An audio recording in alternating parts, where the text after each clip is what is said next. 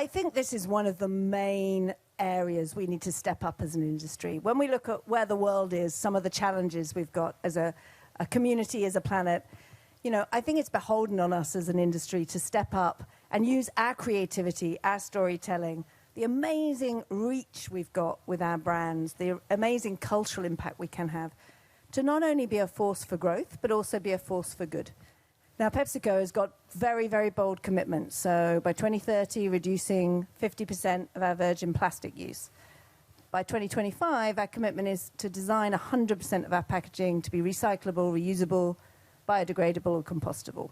So I think it's about really keeping a real-time pulse on our consumer behavior, on understanding what's a fad versus a trend, working out which consumer behaviors are really sticking, monitoring performance really, really closely, and pivoting resource as quickly as possible to what I would call the tailwinds in a category. So that could be a consumer trend, it could be a channel. So I think one thing some female leaders have in common is this underrating of themselves. It's not a problem to be humble, but it is a problem if that gap between your own perception and others' perception of you stops you putting forward yourself for things, stops you putting forward others for things, stops you taking risks.